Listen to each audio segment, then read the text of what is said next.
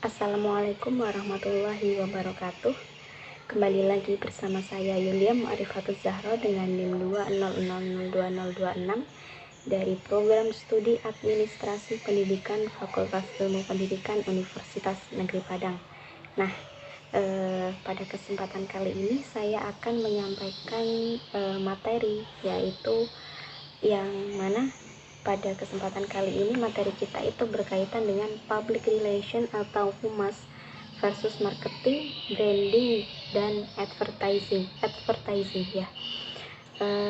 Masih bersama dengan mata kuliah manajemen humas dengan Bapak Dr. Hanif Al-Kadri, SPD, MPD. Ada istilah MPR dan CPR. MPR itu artinya adalah marketing public relation dan CPR itu adalah corporate public relation.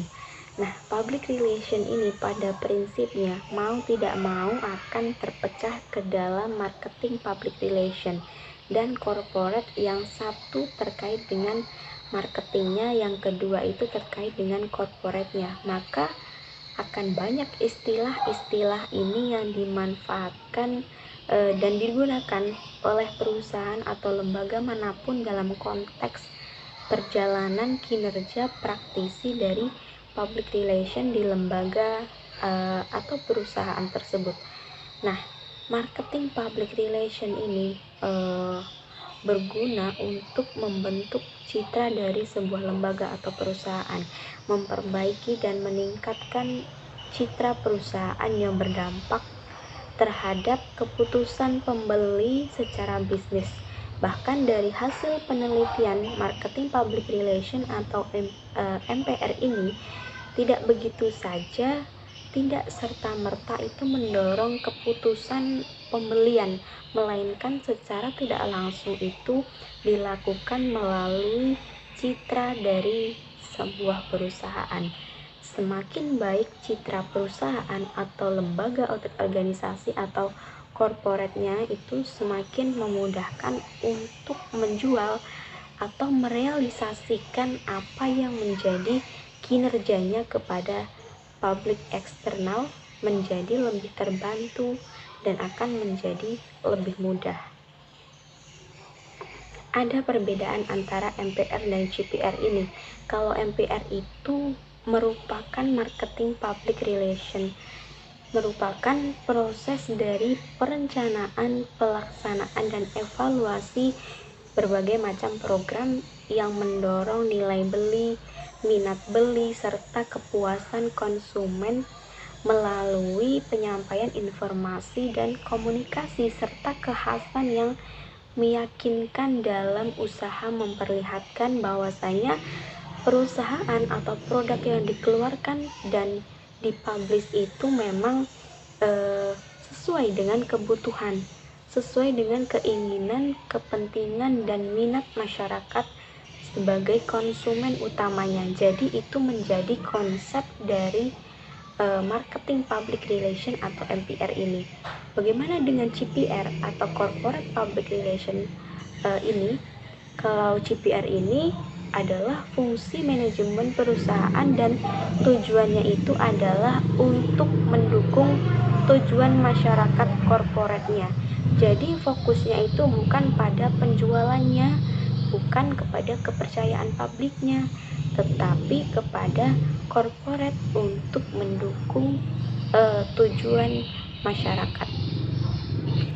Alat dan teknik public relation yang sering digunakan untuk menunjang marketing atau sasaran penjualan satu bisnis kita itu menyebutnya komunikasi marketing atau marketing public relation, praktisi public relation atau praktisi kehumasan yang bekerja di bidang ini biasanya akan tergabung, kalau khusus di Indonesia itu biasanya tergabung dalam divisi marketing public relation yang berorientasi marketing, dibentuk satu divisi baru yang katanya itu bernama komunikasi dan marketing.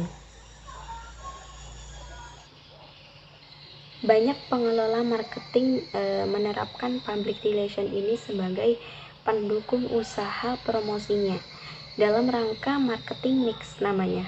Marketing mix itu merupakan pembauran dari pemasaran yang dilakukan oleh perusahaan mulai dari produk bridge place and promotion volley namanya. Ini diambil dari istilah yang muncul dari pendapat Said tahun 1692 bahwasanya promosi dalam marketing yang disebut dengan mix atau pembauran pemasaran itu adalah mix dari produk bridge place and promotion. Nah, ada perbedaan dari public relation dan advertising. Kalau public relation ini peranannya itu lebih banyak kepada bidang pemberian informasi, mendidik dan menciptakan pengertian yang sama, pemahaman yang sama melalui sebuah pengetahuan.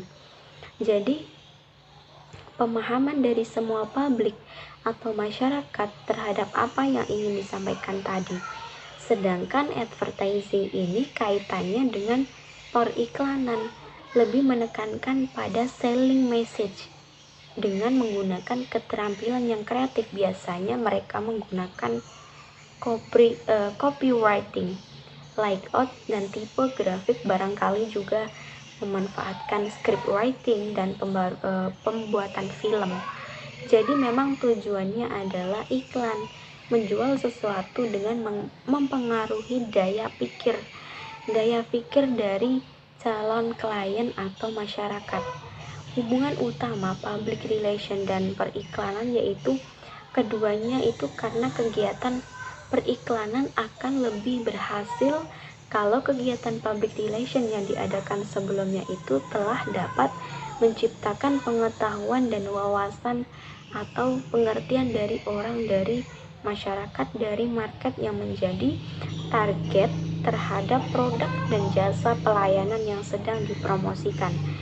Jadi keberhasilan iklan itu sangat ditentukan dari keberhasilan dari public relation dalam menyampaikan ataupun mendidik masyarakat terhadap produk yang akan diiklankan tadi. Tapi kalau belum, mereka tetap butuh waktu yang sangat panjang untuk klien itu dapat memahami maksud dari iklan yang sudah ditayangkan atau disampaikan tadi. Selanjutnya ada perbedaan dari public relation dan marketing. Nah, marketing ini adalah satu rangkaian kegiatan yang mengatur arus barang dan jasa dari produsen dan konsumen. Jadi arusnya yang menjadi rangkaian kegiatan itu mengatur arus barang dan jasa dari produsen ke konsumen. Dalam hal ini, tugas dan tanggung jawab public relation dan pengiklanan juga mengkomunikasikan segenap konsep dan gagasan dalam objek yang dipasarkan sehingga apa? Sehingga akhirnya di benak khalayak sasaran yang tertanam adalah benih motivasi untuk membeli apa yang dipromosikan. Usaha pemasaran yang didukung oleh kegiatan public relation dan periklanan itu tidak terbatas pada pemasaran barang dan jasa komersial, melainkan juga untuk mempromosikan terciptanya dan tercapainya tujuan-tujuan sosial ekonomi dan juga sosial budaya yang dikenal dengan social marketing. Sekarang kita sampai kepada perbedaan dari public relation dan publicity. Nah, publicity itu adalah satu tugas dari divisi yang berupa kegiatan untuk menceritakan kepada masyarakat, kepada klien, kepada publik eksternal yang menjadi target market tentang hasil produksi atau jasa perusahaan atau produk yang memang ingin dipublish, ingin diperkenalkan. Jadi publisitas itu satu hasil kegiatan yang sebenarnya itu bisa dikontrol dan hasilnya itu bisa baik, bisa juga tidak baik, bisa bermanfaat, bisa juga tidak bermanfaat, mendatangkan keuntungan atau justru kerugian bagi kegiatan yang bersangkutan. Jadi dituntut memang keprofesional dan keprofesionalan dan kejelian, dan ini ada kaitannya dengan keberhasilan public relation. Fokus utama selalu kepada public relation yang berhasil dulu. Citra lembaga terbentuk dahulu. Pemahaman masyarakat atau publik atau calon klien terhadap produk dan jasa yang kita hasilkan itu sudah strike pikirannya. Baru publisitas akan mampu berjalan atau bekerja dengan seharusnya, dengan semestinya. Nah, publisitas ini biasanya menghasilkan suatu citra, dan ini sangat berhubungan dengan informasi yang diperoleh dari publik. Publisitas biasanya itu dilakukan melalui hubungan baik antara lembaga atau perusahaan dengan pers. Itu adalah pekerjaan dari public relation. Ketika kita berpijak kepada public relation, maka di dalamnya ada branding, ada marketing, dan juga ada advertising.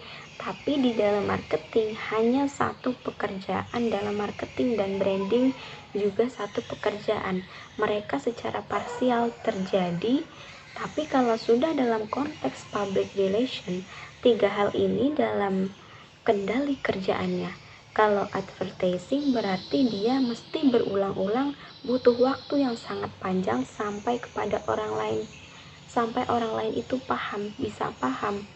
Nah, ketiga hal ini sudah terikat secara tidak langsung dalam kegiatan public relation.